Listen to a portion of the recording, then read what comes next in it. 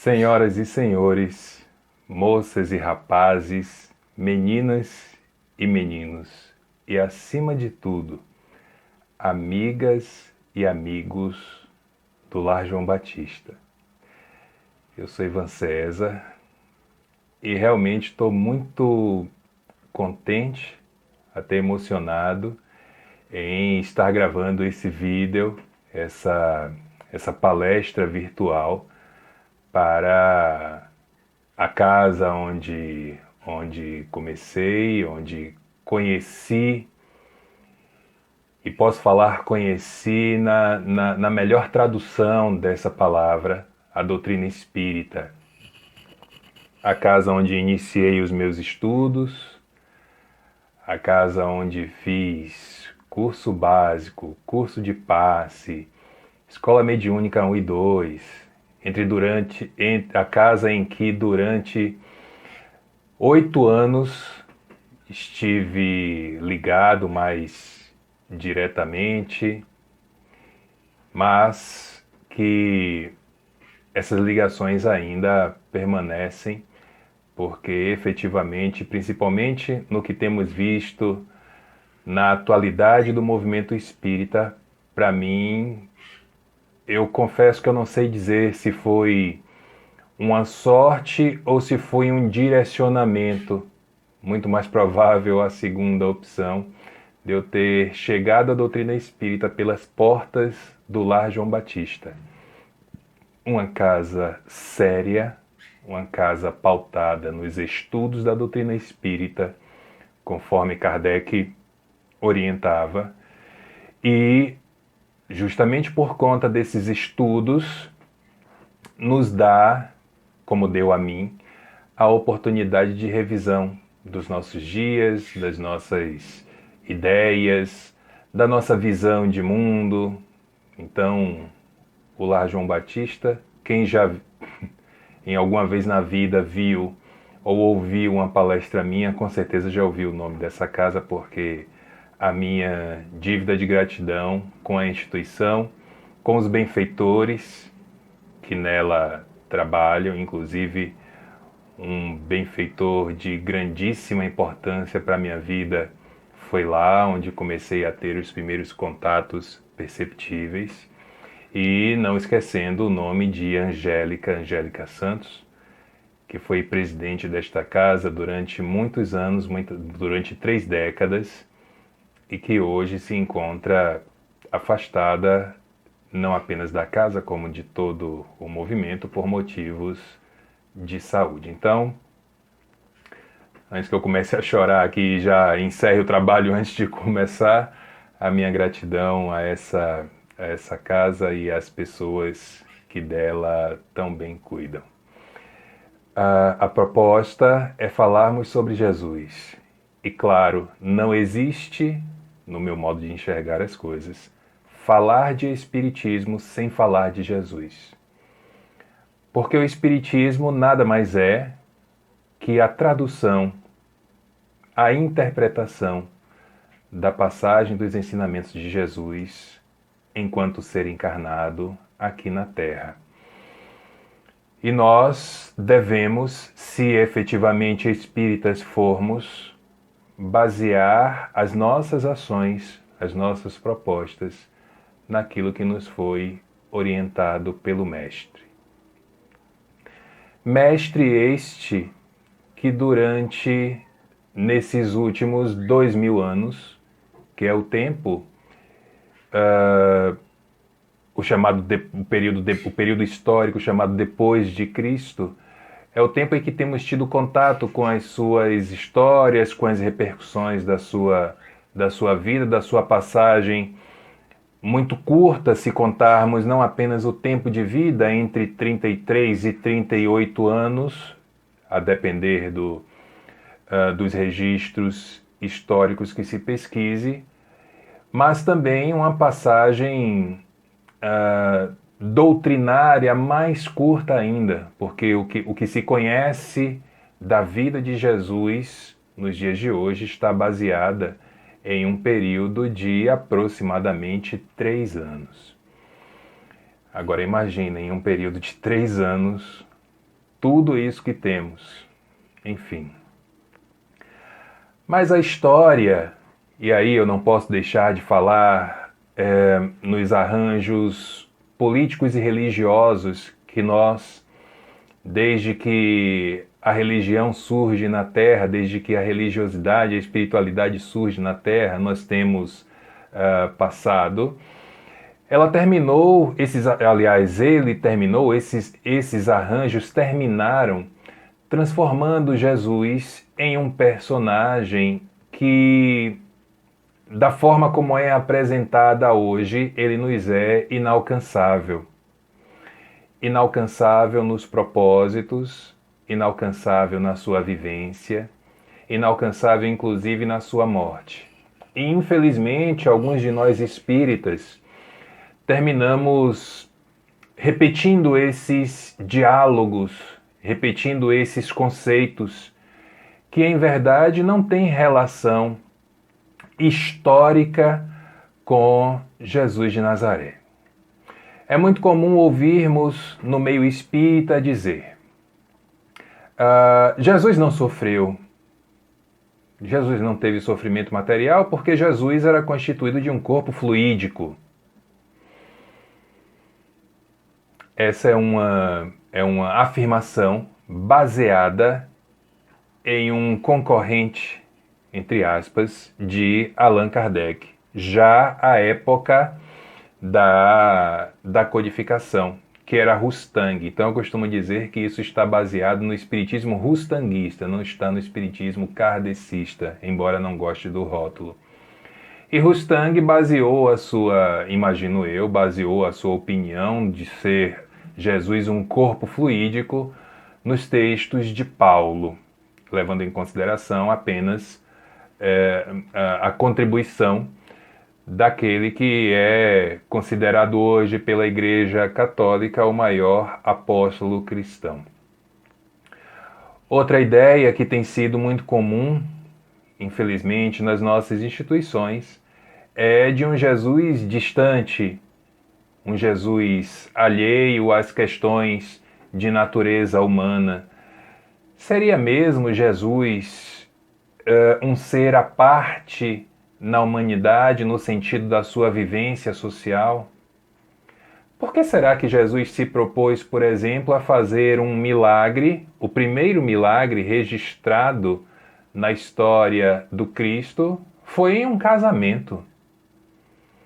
E convenhamos, quem de nós aqui que já esteve em um casamento, seja ele de que expressão religiosa for, ou até sem expressão religiosa, para ir ao festejo e ficar sentado num canto, escorado, como se nada tivesse acontecendo no mundo à parte a toda aquela comemoração?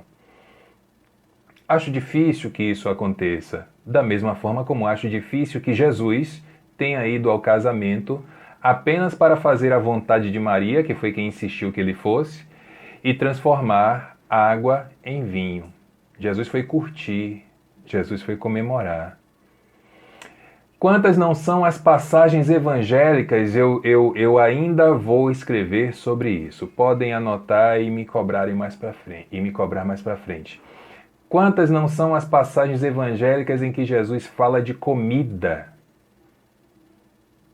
E não de comida apenas no sentido da alimentação necessária, mas de comida no sentido da alimentação frugal, da alimentação desprogramada, da alimentação no sentido de encontros sociais. Jesus vai fazer visitas a amigos. Está narrado no Evangelho a história da amizade de Marta, de Maria e de Lázaro com Jesus. Então, essa ideia de que Jesus é um ser à parte em relação às questões sociais é só fazer uma leitura um pouco mais atenciosa do Evangelho, que nós vamos ver que não era bem assim. E é justamente para fazer essa abordagem do caminho da verdade e da vida, conforme está descrito no Evangelho, que Jesus nos apresenta, que eu preferi, desta vez, trazer como referência para esse nosso trabalho um livro que ele não é um livro espírita. Ele sequer é um livro religioso, é um best-seller, é um livro lançado já há alguns anos, alguns bons anos, que se chama Zelota. O seu autor se chama Reza Aslan. E Reza Aslan, ele tem uma história interessante porque ele é de origem muçulmana, pelo nome vocês já devem ter feito uma ideia disso. E ele se converte ao cristianismo, em primeira instância, pelas vias das igrejas pentecostais e neopentecostais, mas ele começa a ver ali um Jesus muito distante, um Jesus à parte, um Jesus que não o preenchia, que não se fazia presente nas questões do dia a dia. Então, o que é que ele faz? Ele se propõe a estudar o Jesus histórico. Ele não está nessa obra, ele não está interessado no Jesus Cristo. Ele está interessado no Jesus de Nazaré. Então, baseado nessa obra, eu, inclusive, já quero fazer uma pequena alteração no tema, que é uma alteração, inclusive, olha a minha pretensão, do texto evangélico, quando Jesus diz assim: eu sou o caminho, a verdade e a vida. Ninguém irá ao reino dos céus sem passar por mim. Para facilitar a nossa compreensão, eu sugiro que, pelo menos para este trabalho, nós entendamos a frase com uma pequena inversão no início dela. Ao invés de entendermos caminho, verdade e vida, que nós entendamos verdade, caminho e vida. E eu vou explicar. Imagino eu que após ter contato com a verdade, após conhecer uma verdade, independente de que verdade estejamos tratando, se a gente for pensar em um dos textos de Marilena Chauí, no seu livro Introdução à Filosofia, Marilena divide a verdade em 3 possibilidades: a verdade grega, aletheia, a verdade hebraica, emuná, e a verdade latina, veritas, cada uma com as suas características. Mas é conhecendo essa verdade que nós podemos escolher o caminho que vamos seguir e, a partir daí, mudar as nossas vidas. Por isso a sugestão de alteração. Ao invés de caminho, verdade e vida, verdade, caminho e vida. Há 2000 anos, Jerusalém e toda aquela região da Palestina vivia, aliás, há 2000 anos não, ainda hoje é assim, mas vivia um problema grave em relação aos inúmeros conflitos. Conflitos entre os judeus, conflito dos judeus entre si, e conflito dos judeus com o Império Romano, que fazia ali a imposição das suas forças pelos seus exércitos, essas coisas todas.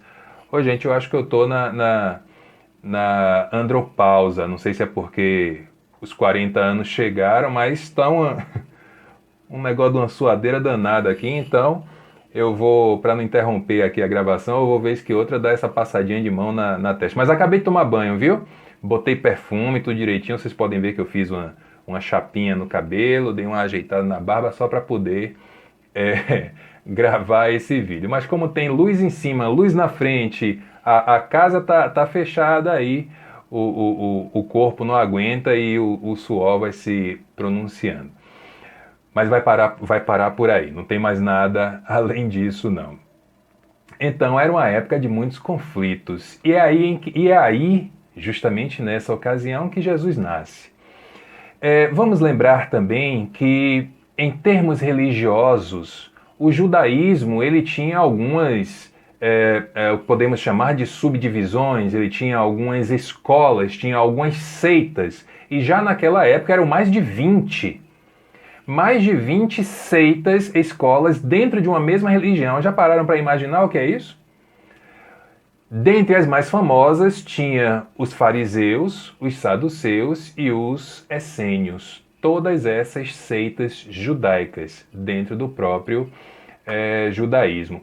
Era uma época também de profecias, de profetas, de feiticeiros. Inúmeros são os profetas citados no livro judeu, na Torá, inúmeras são as profecias, a Torá, inclusive, que depois se tornou um livro também cristão. A primeira parte da Bíblia ela não tem nada de cristã, ela é toda judaica, ela é toda judia. E às vezes a gente esquece disso.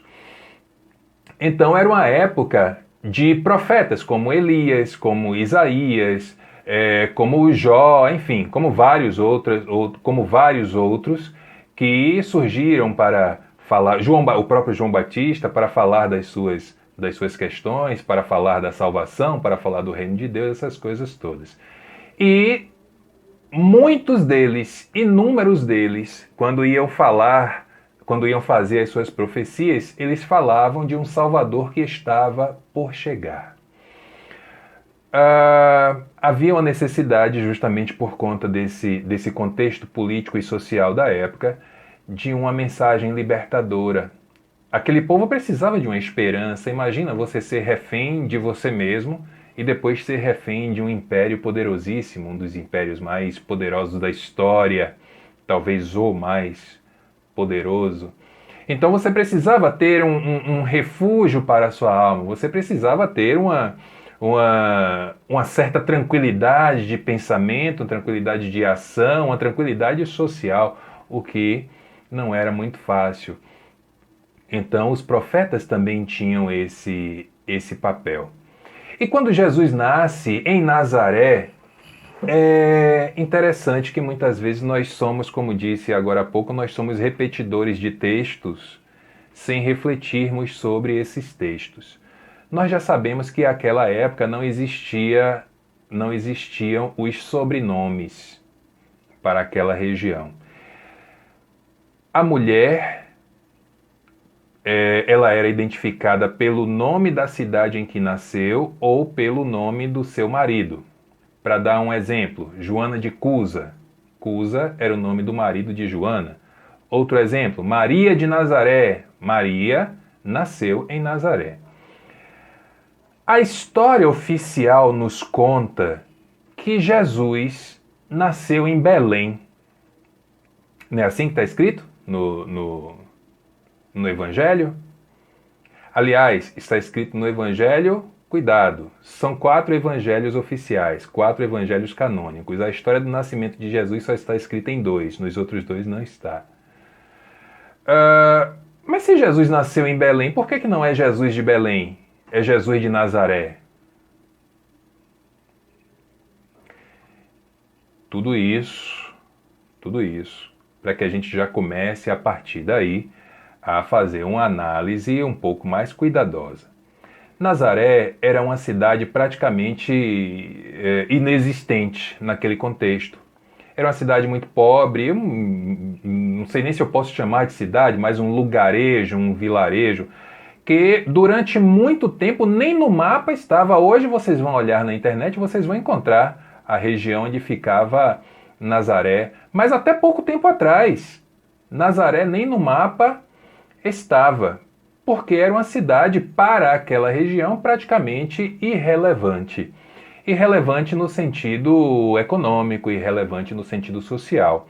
Era uma cidade onde os seus habitantes tinham, a maior parte deles, atividades pastoris, cuidavam das suas ovelhas, um ou outro ali tinha uma atividade diferente, como por exemplo, José, o pai de Jesus, ele era carpinteiro. Era uma cidade onde a esmagadora maioria da população era analfabeta, não sabia ler, não sabia escrever. E além do mais, tinha dificuldade da língua. Dificuldade entre aspas, porque há alguma semelhança, mas em Nazaré todos falavam aramaico, como Jesus também falava. Em Jerusalém e em outras cidades se falava hebraico.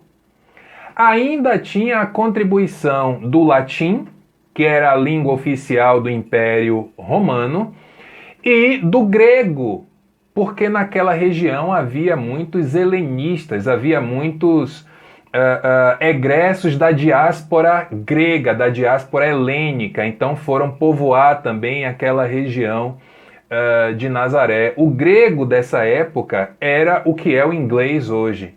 Então só aí nós já falamos em 4 idiomas diferentes: aramaico, hebraico, latim e grego. E é nesse contexto que Jesus nasce. É interessante observar que quem já se propôs, e nesse livro o autor fala isso com muita propriedade, eu sugiro, inclusive, quem tiver a curiosidade, leia o livro. E eu sugiro que faça a leitura da forma como eu fiz. Eu abri o livro e no computador abri uma Bíblia online. E aí toda vez que o autor fazia uma referência no livro, eu ia na Bíblia para verificar se realmente ele estava certo. E estava. Apenas um equívoco foi cometido, que pode até não ter sido quem conhece o processo de editorial sabe que muitas vezes algumas coisas passam e não é feito pelo autor, por quem faz a revisão ou a tradução. Em determinado momento ele deveria ter citado Lucas 31, ele citou Lucas 32. O único equívoco foi esse. Mas toda vez que ele fazia uma citação lá, eu ia conferir aqui na Bíblia e bateu. Tudo. O que me fez dar mais credibilidade ainda àquele relato interessantíssimo. É um livro interessantíssimo. Agora, eu já digo logo a vocês, se você não está disposto, se você não está disposta a derrubar o seu templo e reconstruir novamente, como o próprio Jesus diz, nem leia, nem se dê o trabalho. Porque, como disse, ele não faz uma abordagem do Jesus Cristo, ele faz uma abordagem do Jesus homem, do Jesus de Nazaré. E, inclusive, com contrapontos dos detratores, dos inimigos de Jesus. Então nós vamos encontrar lá no Evangelho de Mateus, ele diz que, falando a respeito da fuga, aquela coisa toda, na verdade são muitas informações desencontradas sobre o nascimento de Jesus. Não apenas sobre o nascimento de Jesus, como da morte de Herodes, da sucessão, é tudo muito desencontrado nos evangelhos. Os evangelhos, entre si e em si, eles têm muitas contradições. Basta lembrar que dos 4 textos que estão na Bíblia, presume-se que apenas o texto de Lucas tenha sido escrito por ele mesmo.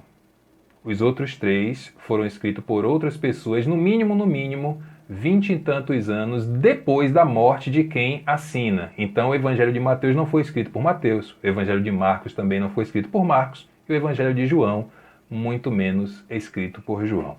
Qual a importância disso? As pessoas, às vezes, até em homenagem ao nome que assina, fazem ali uma alteração ou outra. Até hoje nós ainda vemos isso. Então, no Evangelho de Mateus, vamos lá verificar que ele fala de uma fuga de Maria e de José por causa de um censo. Eles fogem de Nazaré e aí no meio do caminho param em Belém. A distância de Jerusalém para Nazaré era de aproximadamente 100 quilômetros. Salvador, Feira de Santana. A distância de Nazaré para Belém era de quase 50 quilômetros. Salvador, Praia do Forte. E é nessa ideia que tem a fuga de Maria, por causa do censo que Herodes queria identificar as crianças, as mulheres grávidas, para matar todo mundo, porque alguém viria lhe substituir. Aí no texto de Mateus nós vamos encontrar a ideia de que Jesus e sua família saem de Belém e vão para o Egito. Eles não voltam para Nazaré, não. Eles vão viver no Egito. E depois é que retornam para Nazaré, algum tempo depois. Isso está no Evangelho de Mateus. Não há qualquer vestígio histórico, inclusive nos textos de Joséfo, um historiador daquela época, que isso tenha acontecido. Inclusive, não há, como é que eu posso dizer, não há aí uma conexão de fatores para que efetivamente tenha havido essa necessidade dessa fuga translocada de uma família que era de uma cidade irrelevante, que vai andando 50 quilômetros para outra cidade, depois não sei quantos quilômetros para outro país, para depois voltar à sua terra natal como se nada tivesse acontecido. Enfim, o fato é que, principalmente nos textos de Mateus e nos textos de Lucas, nós vamos encontrar ali uma tentativa muito grande de enquadrar Jesus, a chegada de Jesus, às escrituras sagradas do povo judeu. Essa ideia de que o Salvador ele viria de Belém, ele nasceria em Belém, ela é uma ideia do profeta Miqueias. A ideia de Mateus de que o Salvador ele teria que fugir e viria do Egito, isso está no profeta Oséias. Tudo isso muito tempo antes do nascimento de Jesus. Muitas vezes nós dizemos assim, eu não sei porquê disso, daquilo, porque Jesus não deixou absolutamente nada escrito. É verdade, Jesus não deixou nada escrito. Mas nós já paramos para refletir por que Jesus não deixou nada escrito? Quando uma pessoa, uma pessoa qualquer como eu, como vocês, não deixa nada escrito em lugar nenhum, em época nenhuma da sua vida, qual é a primeira possibilidade que nós já podemos levar aí em consideração? Essa pessoa não sabe escrever. Ela é analfabeta. E por quê? Por quê? Não se considera isso em relação a Jesus também, o que é perfeitamente plausível. Jesus não deixou nada escrito porque ele não sabia escrever, é simples. Agora, aí, mudando o prisma, mudando o olhar, diante de toda a vida de Jesus e diante das suas palavras ditas, será que ele realmente precisava ter escrito alguma coisa?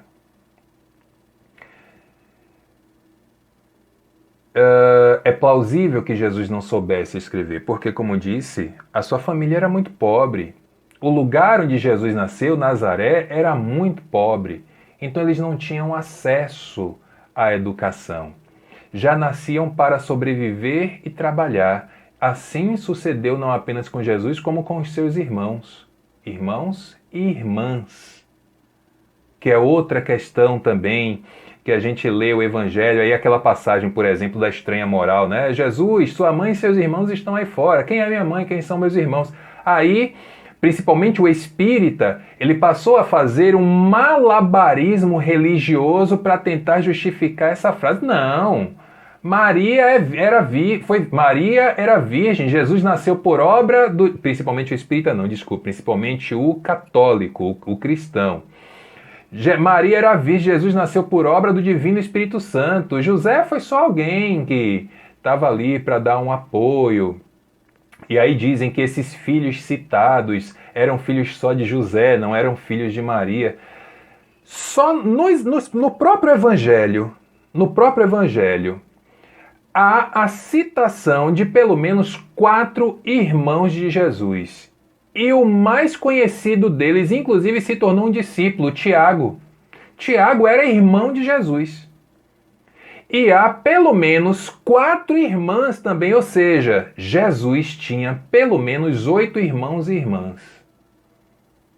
Embora essas irmãs, inclusive por conta das características, das diferenças entre o tratamento do homem e da mulher naquela época, não há vestígios das suas existências, mas não há vestígios dos seus nomes. Então, fato é que há as referências a respeito dos irmãos de Jesus, mas não há qualquer referência dando uma mínima ideia de que os irmãos de Jesus são filhos apenas de José. Aliás, vocês já repararam como José simplesmente some da vida de Jesus? Os textos evangélicos, nos 4 evangelhos, eles citam José ali até mais ou menos, no máximo, o 3º capítulo. A partir daí ele some, ninguém mais ouve falar em José, ninguém sabe que fim José levou. Cuidado que isso já pode ser uma alteração proposital para reforçar a ideia da pureza de Maria, que nós sabemos que, como qualquer outra criança no mundo, na história da humanidade, Jesus nasceu do ventre de Maria pelos métodos normais de inseminação: espermatozoide, óvulo, coito sexual, espermatozoide, óvulo, gravidez. Porque se assim não fosse, as leis de Deus não teriam estabilidade. Porque se dizemos, como o próprio Jesus disse, que Deus não escolhe, Deus não privilegia, Deus não trata ninguém de forma diferente, por que com ele seria assim? O mensageiro da palavra de Deus. Diferente do que disse por aí, porque Jesus ele apenas nasceu em uma família judia, em uma sociedade judia, mas ele não era judeu, era judeu. Jesus era judeu, Jesus propagava o judaísmo e Jesus respeitava de forma absurda os preceitos judaicos. Jesus só não respeitava duas ideias judaicas. A primeira, sobre a alimentação, porque com ele não tinha essa coisa de... Inclusive, se a gente for pensar no que falei agora há pouco, daquela cidade onde Jesus nasce, das suas características de pobreza, ora, quem é o pobre que escolhe o que comer? O pobre escolhe o que está na sua frente. Então Jesus não seguia essa questão alimentar e Jesus não seguia a regra de guardar os sábados para o descanso. Então ele saía para pregar quando fosse, não tinha isso com ele não. Jesus era um entusiasta das ideias judias e defendia o seu povo judeu. E isso não é Ivan que está dizendo, isso está no Evangelho. Se vocês forem olhar o capítulo 4 do Evangelho de Marcos, e vou dar a referência a versículos 11 e 12, vão ler assim: mas para os de fora, tudo é dito por parábolas. Opa, olha aí as famosas parábolas de Jesus, que até hoje a gente não entendeu. Algumas delas, algumas pessoas não entenderam. Para os de fora, tudo é dito por parábolas, para que possam ver e não percebam. Gente, vamos ler com atenção. Para que possam ouvir e não entendam. Ou seja, qual era a ideia do mestre? Salvar o seu povo. Que povo? O povo judeu. Isso é histórico e é religioso. Se a gente lê e não percebe, aí já é uma outra questão. Nessa ideia ainda de descobrir o caminho, de traçar o caminho, aliás, de apresentar primeiro a verdade, há o papel fundamental de João Batista. João Batista era, naquela ocasião, o profeta mais conhecido da região. Também fazia curas, porque João Batista, na história, ficou relegado àquele que batizava as pessoas no Rio Jordão. Claro, ele fazia isso também, mas não só isso. Ele pregava, ele tinha seguidores, não esses seguidores dos dias de hoje, né? Essa coisa vazia, mas pessoas que iam seguindo João Batista para onde ele fosse. Ele fazia curas, fazia milagres, tudo isso. E Jesus, ele inicia a sua trajetória também como um seguidor de João. Ou vocês acham que foi à toa que Jesus foi ao Rio Jordão para que João o batizasse? E o que significa o batismo nas águas do Rio Jordão? Limpar as impurezas. Portanto, Jesus também se considerava um impuro e que precisava ser batizado para, a partir daí, virar a chave para o papel que ele exerceu durante esses ditos 3 anos e que até hoje faz parte da história do planeta. Como eu costumo dizer, creia você ou não em Jesus, a história é dividida em antes e depois dele. A ideia de ir para o deserto, essa ideia não é de Jesus, essa ideia é de João. Porque João várias vezes fazia os seus retiros no deserto. Passava lá pela Quaresma no deserto. E Jesus também vai passar aquele chamado período de 40 dias. para reunir forças, ter certeza. Inclusive é nessa ocasião que relata a passagem evangélica que Jesus é tentado pelo Satanás, para quem acredita nele, e não sucumbe. Os primeiros discípulos de Jesus, a citar aqui André e Filipe, eles não eram discípulos de Jesus em primeiro lugar, em primeira instância. Eles eram discípulos de João. Só que João morreu. Foi decapitado, como sabemos. E o que é que eles fizeram? Passaram a seguir Jesus. Quando se fala na história de Jesus, quando ele fala sobre as suas verdades, sobre as verdades do reino dos céus, sobre as verdades divinas, é muito comum nós ficarmos presos à ideia dos 12 apóstolos. Os relatos históricos, os vestígios históricos dizem que eram aproximadamente um grupo mais ou menos fixo de 72 pessoas seguindo Jesus, para cima e para baixo, e a gente está muito preso aos 12. Tinha outros 60. Inúmeras mulheres, porque muitas vezes falamos apenas de Maria Madalena, mas tinha Joana de Cusa, tinha a mulher que está narrada no Evangelho como uma mulher hemorroíça, que aí passa a seguir Jesus, enfim, são várias. A própria Maria de Nazaré. As curas de Jesus, elas passaram a desafiar não apenas os judeus. Não esqueçam que lá atrás eu disse que dentro do judaísmo eram pelo menos 20 seitas, fariseus, saduceus, essênios. Elas passam a desafiar os judeus, como também passam a desafiar os romanos. Há uma passagem no Evangelho que ela é muito interessante. Vamos lembrar do Templo de Jerusalém. O que era o templo?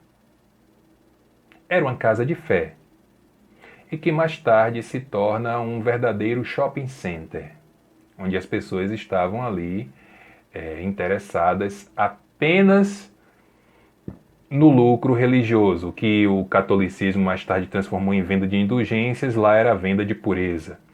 Então, se você era um impuro, você tinha que ir ao templo para falar com o sacerdote te mandava você fazer um monte de ritual, matar animal, fazer oferenda de não sei o que, acender incenso, e tudo isso era pago, tomar banho de não sei o que lá, tudo você tinha que pagar. E pagar caro, para a partir daí você sair purificado. E o que é que Jesus faz em uma das passagens evangélicas? E aí mostra o Jesus revolucionário social e religioso. Social por tudo aquilo que ele era contrário naquela sociedade, e religioso, inclusive por isso que eu vou narrar agora. Ele faz uma cura de um homem, o homem volta a enxergar, ele aí diz assim: vá ao templo e mostre o sacerdote que você agora está curado. Rapaz, isso é um desafio grave. O que é que significa isso? O que é que Jesus estava querendo dizer? O que eles dizem que fazem lá é que não fazem nada. Cobrando de vocês, eu faço de graça e funciona. Agora vá lá e mostre a eles. Aí a coisa começa a esquentar, começa a ferver. Os judeus insatisfeitos, os judeus do templo, porque já tinha acontecido aquele episódio de Jesus sair jogando tudo para cima. Era raiva que ele estava sentindo. Raiva é uma emoção de qualquer ser humano, uma das emoções.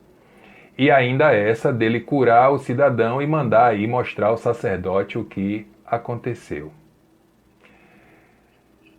Os judeus passam a ver Jesus como um inimigo, como alguém que era um empecilho aos seus ganhos materiais.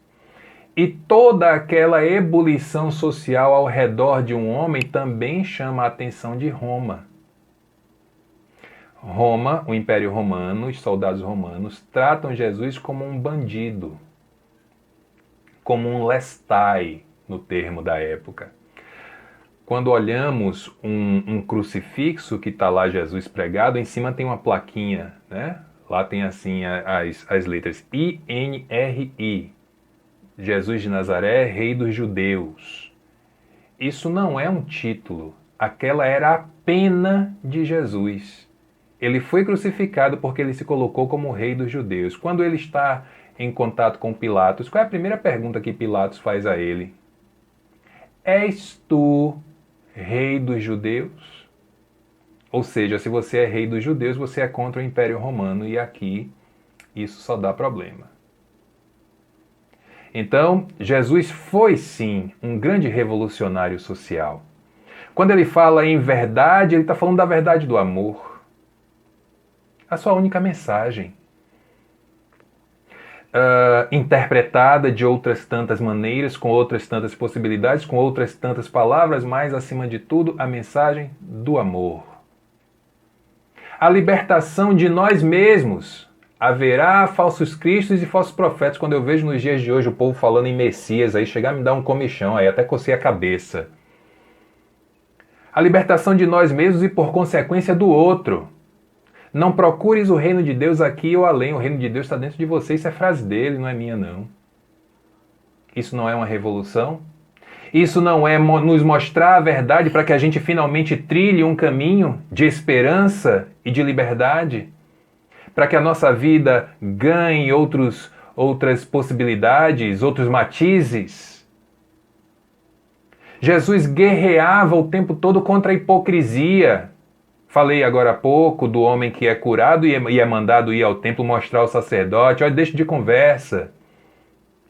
Ou quando ele fala ao próprio Pedro: Pedro, tu me amas? Ah, eu amo Jesus. Repete 3 vezes que ama Jesus. Aí Jesus arremata dizendo: em verdade vos digo que antes que o galo cante, você me negará 3 vezes. E ele negou. Hipocrisia. O tratamento que foi dispensado a Maria Madalena. E outra coisa que eu já vou adiantar para vocês, essa história de prostituta, ela está muito mais para invenção do que para a realidade. Mas isso é uma outra palestra. Mas eles tratavam a Maria diferente por ser mulher. Então não me venham com essa de amor, amor, amor, amor, e você pega a mulher apenas pelo fato dela ser de um gênero diferente do seu e trata diferente. E eu estou me referindo aos apóstolos, aqueles 12 que andavam com Jesus. As curas físicas, mas acima de tudo as curas espirituais. Quando Jesus chora e Pedro pergunta a ele: por que choras, mestre? Ele responde: Pedro, eu não vim para curar corpos, embora fizesse muito. Eu vim para curar almas. Querem caminho mais iluminado que esse? Essa, inclusive, é a proposta da doutrina espírita. A cura do corpo é uma consequência da cura da alma, porque se você não resolve os seus problemas espirituais, continuará passando por dificuldades corporais. Nós somos unos. Somos uma energia só, subdividida em termos espirituais e materiais, em espírito, perispírito e matéria. Então, inclusive aquelas pessoas que estiveram ao lado dele, que escreveram sobre ele, nem elas conseguiram alcançar a mensagem de libertação deste homem, Jesus de Nazaré. Porque eles mesmos não conseguiam, por conta das suas inferioridades, que todos nós continuamos a ter, colocar em prática os seus ensinamentos. Eram muitas dificuldades. O próprio Paulo, que é tido como o maior apóstolo do cristianismo, ele mesmo contradiz Jesus por questões políticas. Paulo não queria desagradar Roma. Na sua carta aos Romanos, Paulo diz assim: todo aquele que invocar o nome do Senhor será salvo. Romanos capítulo 10, versículo 13. Mas antes, lá atrás, no texto de Mateus, capítulo 7, versículo 21, Jesus diz assim: nem todo aquele que me diz Senhor, Senhor, entrará no reino dos céus. Reflitam. Saiam desse lugar comum de apenas ler. Ler é muito diferente de estudar, de conhecer. O caminho, aliás, como a proposta que eu fiz anteriormente, a verdade, o caminho e a vida ela se torna muito mais clara quando enxergamos Jesus como um de nós, carne, osso e espírito, mas trazendo uma mensagem infinitamente maior do que aquilo que nesse momento nós já podemos alcançar. E por que 2000 anos ainda não podemos alcançar? Porque nos empenhamos pouco para isso, nos esforçamos pouco. Os dias estão passando, o Natal está aí, e eu vou repetir para vocês a proposta que eu faço todos os anos em todas as palestras que eu faço nessa época. Que o Natal nos seja a oportunidade do nascimento de Jesus, não fisicamente, porque fisicamente nós não sabemos de nada, Nazaré, Belém, isso pouco importa. O nascimento de Jesus em nós, no nosso mundo íntimo. Porque aí sim, no dia em que ele nascer, na nossa vida, com certeza nós teremos contato imediato com a verdade e os nossos caminhos se tornarão muito diferentes do que o que tem sido na atualidade, no século XXI, em 2020. Aproveito para desejar um 2021, se Deus quiser, se Jesus permitir, de trabalho e de recuperação para todos nós, depois de um ano difícil que passamos e que estamos ainda passando. E desejar a vocês votos de paz e a misericórdia do Senhor. Que o Mestre nos abençoe a todos, hoje e sempre.